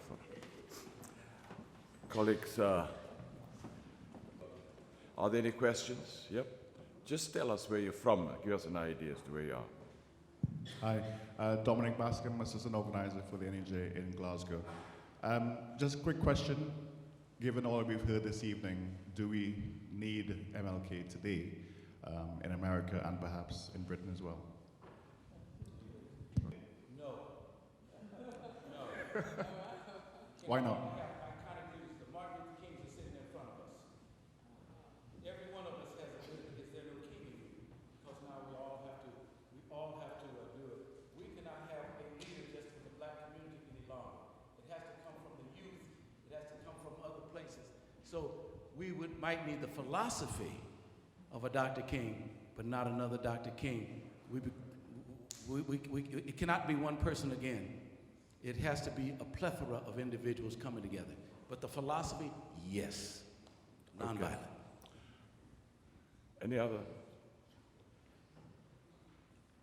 Yes, correct. Can't hear. Anil Kula from Newcastle. Loud. From HMRC. A question to the whole panel. What inspires each of the panel every day to fight forward, to move forward?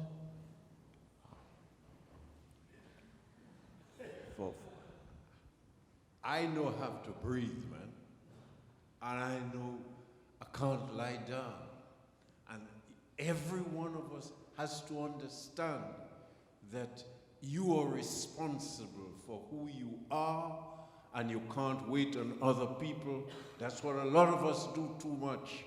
And that's the type of inspiration we need here in Britain. Too many people let one man or woman take the lead and hide behind them. Give it up. Let us all get in that river and swim together. But you have to be individual and very strong in your mind. Thank you for that.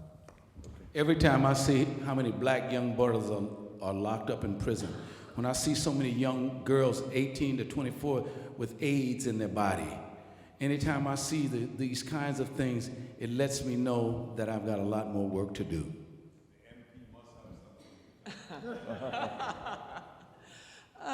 Yeah, I grew up on a council estate in North Newcastle. I had nothing. My family came.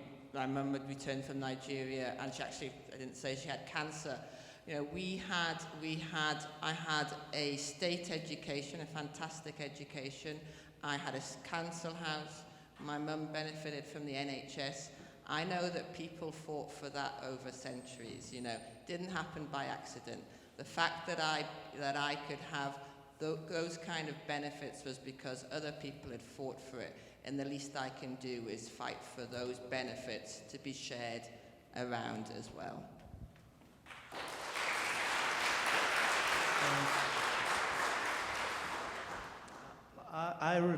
I'm the president of 600,000 journalists all around the world, and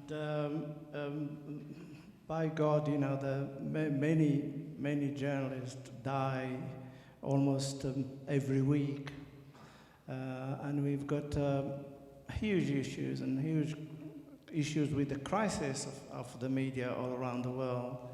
So my brother, they're not all fat cats. They're very much at the forefront of very big fights, and myself and many of my comrades and colleagues here, this is our biannual Congress where we are really gearing up, you know, for the fight, and we're going to spend 3 days, starting it today, you know, sorting out, you know, how we are going to fight back. So the fight is in every single one of us and in every one of our colleagues. If before you folks were born, they were told that there's a pie, okay? And you didn't know whether you were going to get a big slice of that pie or a small slice of that pie. But whether you got a big or a small slice of that pie was going to depend on your race, your religion, your sexuality, your gender, your class, okay? Or you were offered another pie, where before you were born, before all those things came into consideration, everyone was going to get a chance to have an equal slice of that pie. I think most people would go for the equal slice of the pie option. I think this is a John Rawls argument. I'd like, you know, I claim no sort of authorship of this. And I think to myself, well, kind of the world full of lots of injustice, full of lots of inequalities. I kind of like a world where we had a better shot at an equal piece of the pie.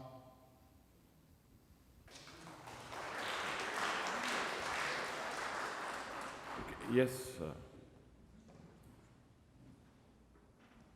Hi, Nick Rabbits. I'm a journalist with the Limerick Leader in the south of Ireland.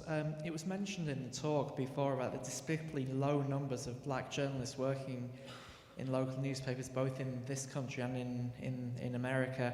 What do you think can be done to change this? And just one question for Chi as well. What can be done to increase the number of ethnic minority MPs in Parliament?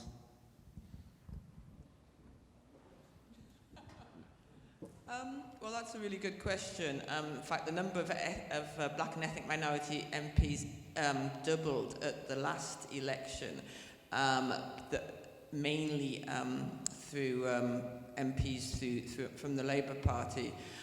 What needs to happen? I think Parliament needs to represent the people. It's a vicious circle, because if you don't see people that look like you, you don't think that it's for you as well.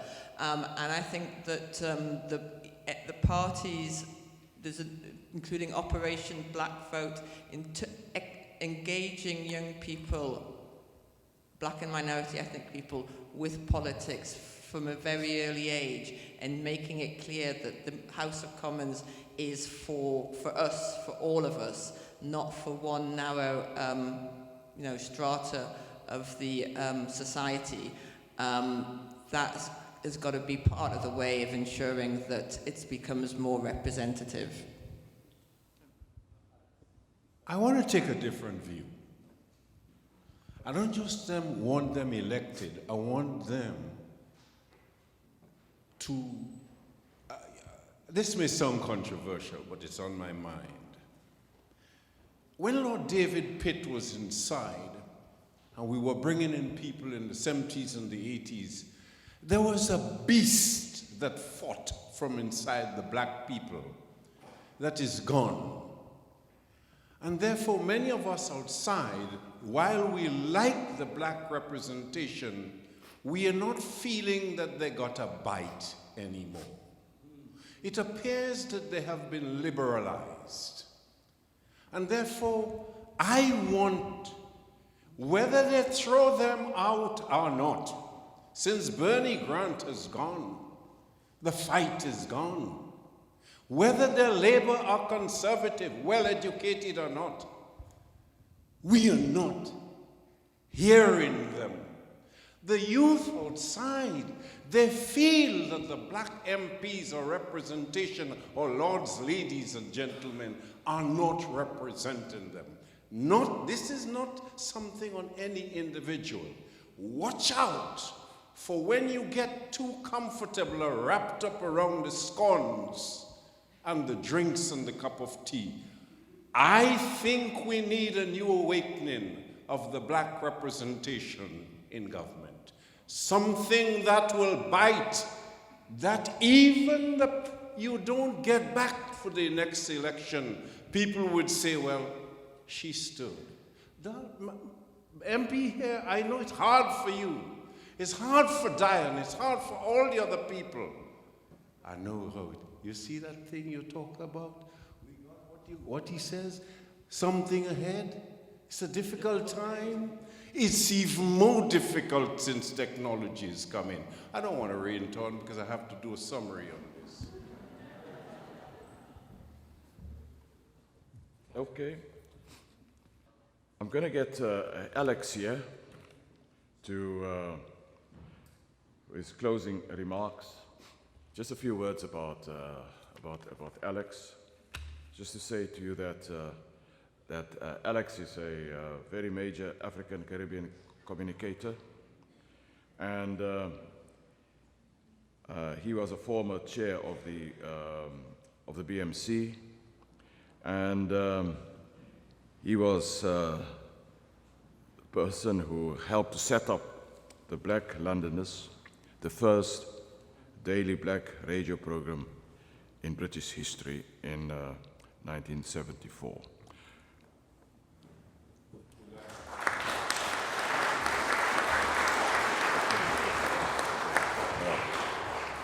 Thank you. It's late. I know you have to go, but I rise to this occasion. I rise here because I've sat and I've listened to the speakers, and I get very emotional. I have to say that because that's my spirit. There is something that tells me when I hear about Claudia, when I hear about Dr. Martin Luther King and saw him speaking here, the spirit of both of these people are here with us tonight. And long may the spirit of people like these go on. We're in the same boat, brother. We're in the same boat, sister. And if you tip one end, you're gonna rock the other. Same boat, brother. Same boat, sister, regardless of the eyes and the color and the creeds and the races. Dr. Pitt once said, when they're busting us outside and they see me on the streets, they don't know I'm Lord Pitt. They know I'm a black man. And they would bust my ass just the same as anybody else. And if we think that way, then we are together. We have gone beyond that now, where black and white are shaping. And there is no way better, I know, where they meet on all levels than what Claudia Jones created, the Notting Hill Carnival. All levels. Even the MPs put on blue jeans to get their votes, and they come down there. It is so true. But we know them. I didn't say this MP. Right? Get it quite straight. Brian, thanks for inviting me here tonight. NUJ, you have come a long way, black members. I remember when my wife spoke about bringing Claudia Jones to the notice. What she wrote up, and we agreed, and Jim, all of you will agree with me, let me say it publicly and let us move on. Joyce, my wife, is here with me tonight. And I'm so glad because I took her idea, I brought it to the NUJ, and I notice it is moving. So I'm really happy. Joyce, I took your idea and we all agreed. No, you didn't like when I did it, but I'm sure you will endorse it tonight. And you'd say yes. Thank you. I have done my bit. I am overwhelmed with the spirit, the dignity, and the height of what this has risen to. And long may it continue. You see, a ship has to have a captain. Captain Claudia? Someone wrote, well, let me say who's the someone. In 1978, when I was sent to the Caribbean to develop links to come back to begin the radio program, I went to St. Vincent and I found Aubrey Baines, who was then the editor, publisher of the West Indian World that followed Claudia's paper. And here is what he said, which really sums up this woman as a man and as a woman. Hear this. I took it from the words he gave me that I still have the full interview. Claudia Jones, a beautiful woman. She had the heart of a man, an agile mind. One could always make a decision. Her political philosophy and the fact that she was a woman and a communist was her greatest difficulty. Claudia was well ahead of her time. Colors, because that's what we were called at that time, they were not socially and politically aware of her political quagmire. I want to thank all of you on behalf of the NUJ, the Black Members Council, the struggles that are around the world wherever they're going on, and there are so many. Today I went to the laying of a plaque of Hutch, H-U-T-C-H, Leslie Hutchison, 31 Steeles Road, who was a close friend of Claudia. And if those of you who could read his book, remember he got caught up in royal circles. And that book you must read by Charlotte Breeze, because it encompasses lives of people who came from small islands like Claudia, like myself, and many others, and have gone into the world to help to change the world. When I go to the cemetery in Highgate, that is now sold for a penny, but it's privatized, and all these stones lie there. I go through them, and I'm trying to finish my book, based on Claudia, entitled Breathe Life. I will close with some of the words in short. Claudia, breathe life. Let your legacy unfold. Breathe life. The seeds you sowed have blossomed in gold, and there are stories to be told. Breathe life. Arise with the morning sun. Let your legacy unfold. I wouldn't go through the whole thing. I think what we heard here tonight, what we have witnessed, what we are part of, and what this university that stands great in the world and great in Britain, I think tonight, any one of you, all of you, students, please, you're coming in. This lady was not a simple woman. I met her, I worked with her, 1963, in a coach trip from London to Manchester, where we went to meet Lord Kitchener. She knew how to bring people together. One of the things that we're missing today is human contact. We are following the electronic age that is separating us. And they just have to pull the switch, and we had it. I see children on the road. I went to a school just a few days ago to give a lecture, and I'm going back to another one entitled Heroes, My Heroes and Heroines. And I said to the children, tell me about your heroes. And then I went in and said, well, here it is. Rock-a-bye, baby, on the treetop. Who sings that to you? As a baby, you may not be conscious, but you're looking up. I don't know of a better song except My Little Babe, My Little Babe. Most of you mothers and fathers, let these heroes and heroines build to be people like these in their own ways. I thank you, Lionel. Thanks to everybody. It's so nice to be here. Really nice to be here. May we have many more like these that we can inspire people. Thank you.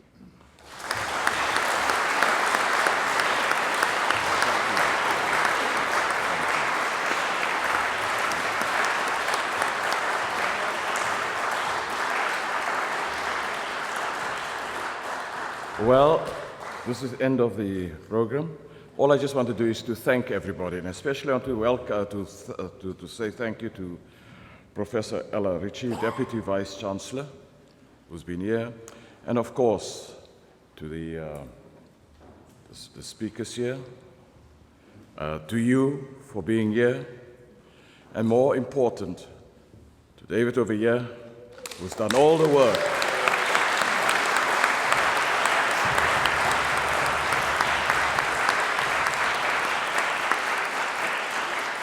And just to say, this has been part of the series of Claudia Jones memorial lectures and so on. And this has been one of the most lively ones we've had. And just to say thank you ever so much.